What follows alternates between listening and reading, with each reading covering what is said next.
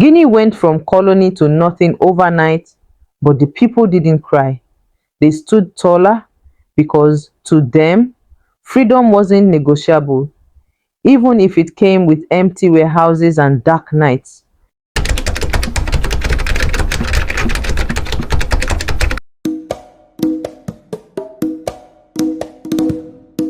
Welcome to Omar's Story Nook, where history gets spicy, legends get a remix, and imagination runs wild. Every tale you hear is a whisper of Omar, echoing through ballots, bloodlines, and the courage of those who said no when the world expected them to kneel.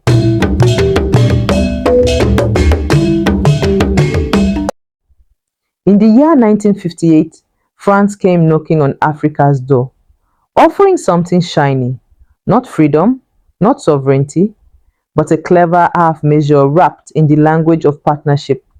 They called it the French community, a velvet chain, a golden leash.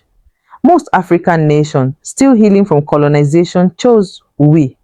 It was safe, it was easy, it was survival, but one nation stood up, small, struggling, proud, Guinea, and behind its defiance stood a voice, raspy, righteous, and unwavering, Ahmed Sékou Touré. He didn't just vote no, he shouted it. And when France heard that none, they slammed the door so hard the windows shattered. They left in fury. They left in flames. They left with every last thing they could carry, but they couldn't carry away what mattered most: dignity, vision, freedom that meant something. This is the story of the no that changed Africa, and the price Guinea paid for daring to say it. France thought it was being generous. After decades of extraction, control, and colonial arrogance, they offered their African colonies a compromise. Stay in the French community, they said. You manage your own affairs, mostly. We'll still control defense, foreign policy, currency, infrastructure, but you look independent. You smile for the cameras. It was 1958. The age of decolonization had begun, but it was still dangerous to dream fully. So most countries chose we. It was logical. It was safe. It was expected. But in Guinea, Ahmed Sékou Touré had other plans. A former trade unionist, a fiery pan-Africanist, he looked France in the eye and said, "We prefer poverty in freedom to riches in slavery." He campaigned with his fists raised. He traveled village to village, city to city, not offering promises but courage. When the referendum came on September 28, Guineans voted in overwhelming numbers. No, not maybe later, not let's think about it. A clean, sharp, revolutionary number. And France? France was furious. Within days, they withdrew completely. They took typewriters, tore telephones from the walls, emptied bank accounts, even unscrewed light bulbs from public buildings. It was the modern equivalent of scorched earth. Guinea went from colony to nothing overnight, but the people didn't cry.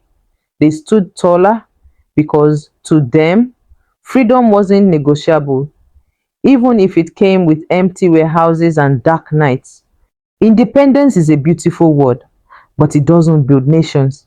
Guinea now stood alone. No currency of its own, no international recognition, no engineers, no trade networks, no money. But what it did have was willpower and a leader who refused to crawl. Sékou Touré turned to Ghana's Kwame Nkrumah, his Pan-African brother in boldness, and then to the Soviet Union, China, and other non-aligned nations. Together, they formed a new plan, built from the inside out, schools made from bamboo and clay, small factories powered by local labor, books printed in African languages, railways laid by citizens. Guinea launched health campaigns, literacy drives, and state-owned industries. Touré's mantra was clear: Africa must learn to count on Africa. He rejected colonial nostalgia. He told his people, "We are not poor.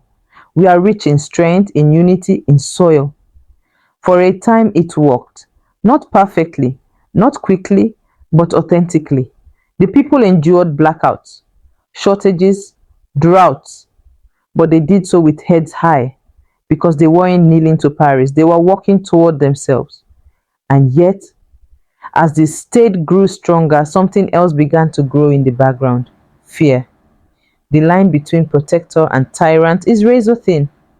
By the mid 1960s, Touré had become wary.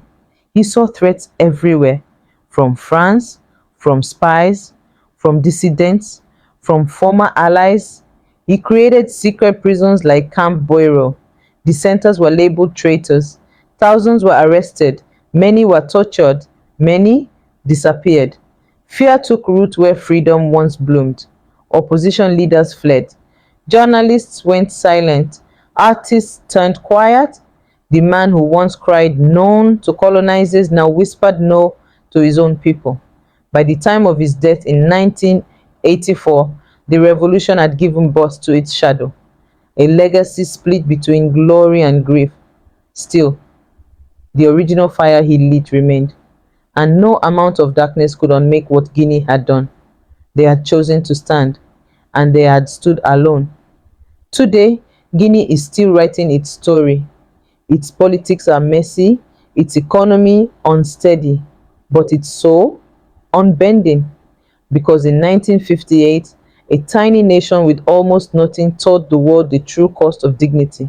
Because of Guinea, Mali dared to speak up, Ghana grew bolder, Algeria fought harder, and France was forced to admit that its empire was crumbling. Sékou Touré remains polarizing, hero to some, tyrant to others, but that day, that vote, that no belongs to the people, to the mothers who voted barefoot, to the students who marched without textbooks, to the farmers who tilled fields with no machines, to every African who dreamed bigger than borders. Guinea's no wasn't rejection, it was rebirth. And now, across the continent, when nations rise up, they echo one word: none. Not to hatred, not to fear, but to the idea that freedom must be borrowed. Because true independence is not handed down, it's chosen, it's fought for, and sometimes it's whispered in ballot boxes and shouted from history itself. They unscrewed the light bulbs, but Guinea still found light. They took the machines, but Guinea built with hands. They left with spite, but Guinea stood with soul. They said no to a future written in French, and yes to a story written in blood, courage, and belief.